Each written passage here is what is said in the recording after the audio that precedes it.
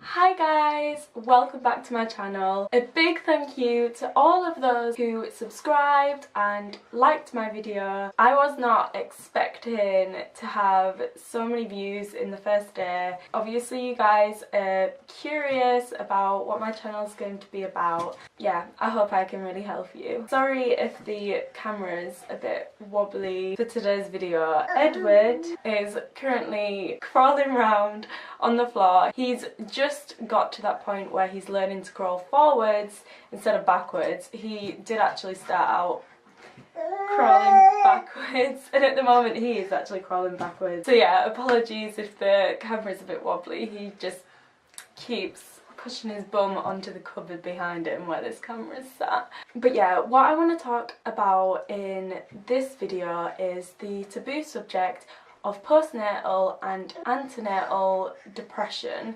I'm talking about my experience here as a woman, but I know that men can also get postnatal depression as well. So at the start of my pregnancy, I had regular visits to the midwife that I saw every 2 weeks, I think.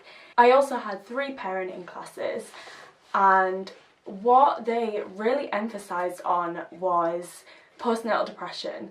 Even in the maternity unit at the hospital, there are a lot of posters and leaflets on postnatal depression, which I think is a major step forward in mental health. Like, it's really good that it's being recognised now, whereas before, women after having children, they would be submitted to a mental institute because, like, people used to think, and I'm guessing now people still think, that being a mother is something that should just come natural to people. But yeah, I think it is such an improvement now that postnatal depression is really being recognised. But what about during the pregnancy? What I actually want to talk about in this video specifically is antenatal depression. The hormone changes that women go through during this time is like PMS times 1,000. This can be confirmed through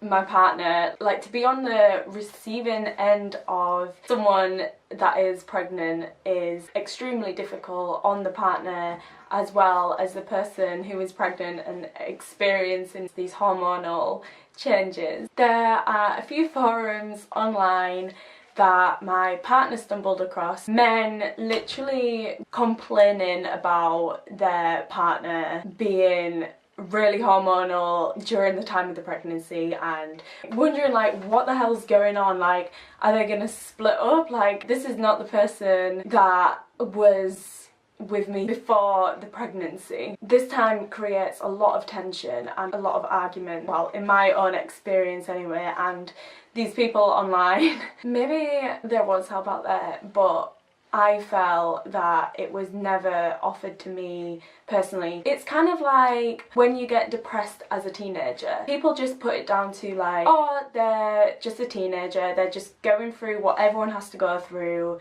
they're just acting like a teenager, just doing the normal teenager things. It's the hormones, it's not depression, it's just the tough time that they have to go through.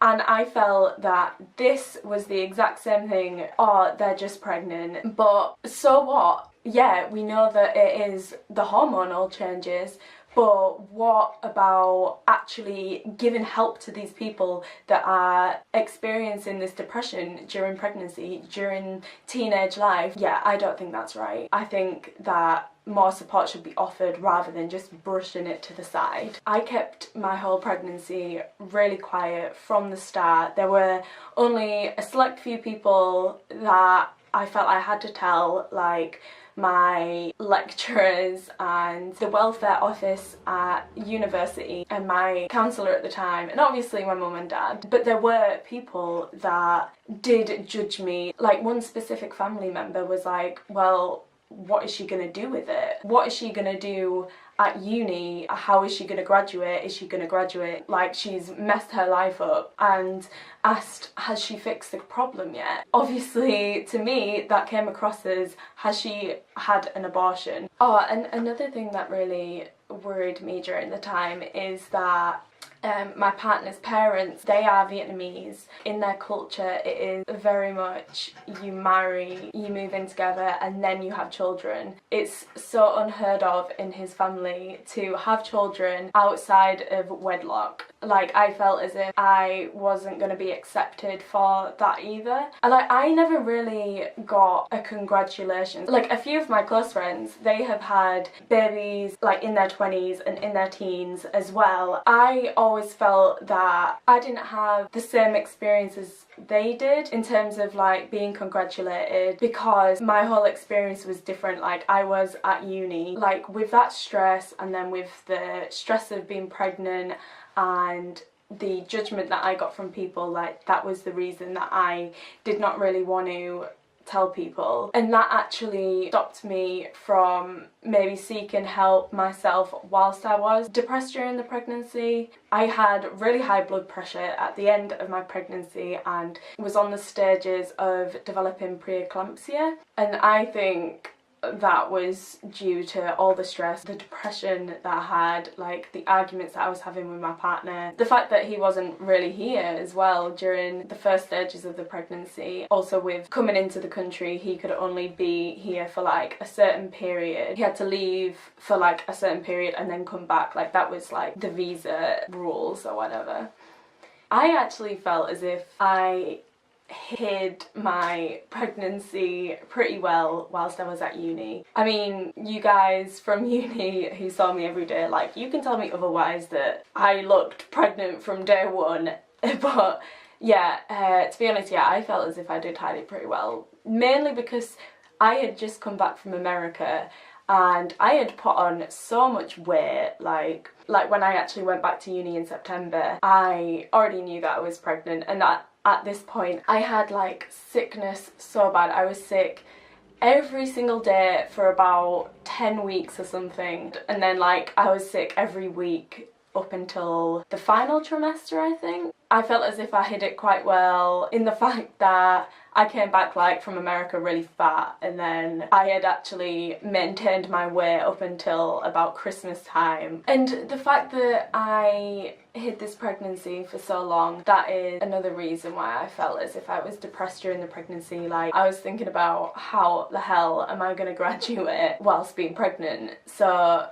to me, as awful as it sounds, like being pregnant just was such a burden. I would drink so much coffee in a day just to stay awake for 4 hours at a time, to sit in the library at uni and just crack on with my work and crack on with my dissertation. I remember at one point on the way back home at Christmas, like we were just sat in a coffee shop, and I remember looking across the street, and there was a Next, and on the display there was like children's clothes and baby clothes, and I was like, I literally had to hold myself back from crying, because I was like, how the hell am I going to be able to afford clothes? I can't even afford food for myself. Like, how am I going to be able to dress a baby? I didn't know the difference between a vest and a baby grower. I remember having to text my mum when I was packing my hospital bag. I messaged my mum with a picture of a vest and was like, is this a vest? Like, or is this a baby grower? Like, I don't know. I was so clueless. So even like just down to the clothing, like that, even that like made me really depressed.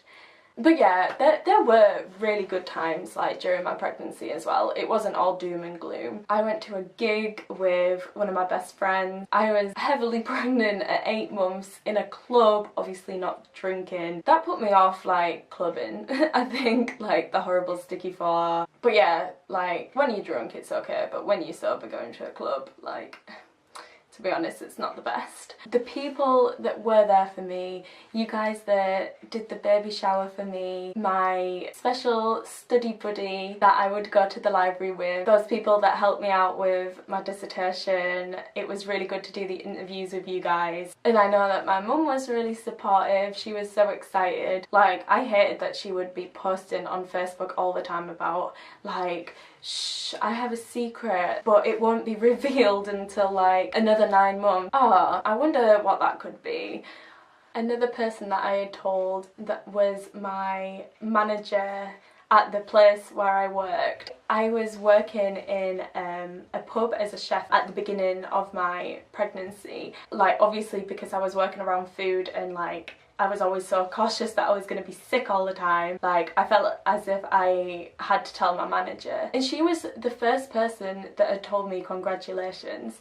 And that was so nice to hear. So overall, like, although I didn't tell a lot of people, I am so thankful for the ones that I did tell that were really supportive. I don't know what I could have done without you guys. Yeah, you did really help me get through the pregnancy. I felt as if I probably could have done more, but when you're constantly told and reassured that you're going to be helped after the pregnancy if you were to get postnatal depression, that kind of like reassured me that I will like eventually get the help. But really what I should have been thinking is I need the help now. So to summarise this video, I think it's really important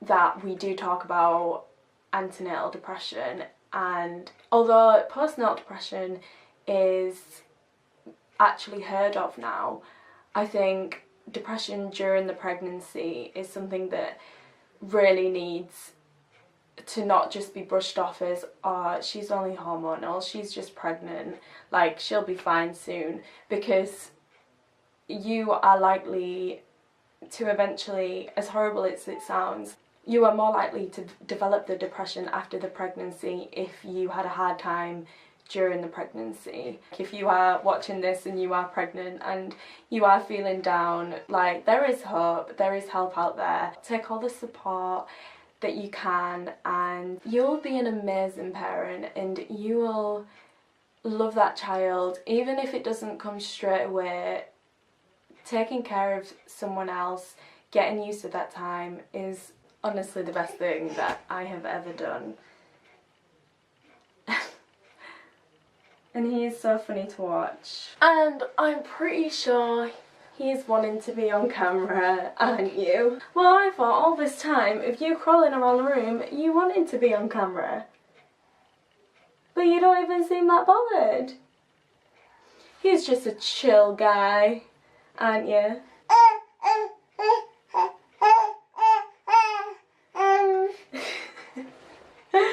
But again, a big thank you to all you guys that had watched the last video and you had subscribed and you had given us a thumbs up. That was so motivational to get on with my second video, and yeah, I think that's what Edward thinks about that. Maybe you all need to subscribe and give us more thumbs up for this video, right? Right. So thank you again for watching and I will see you next time.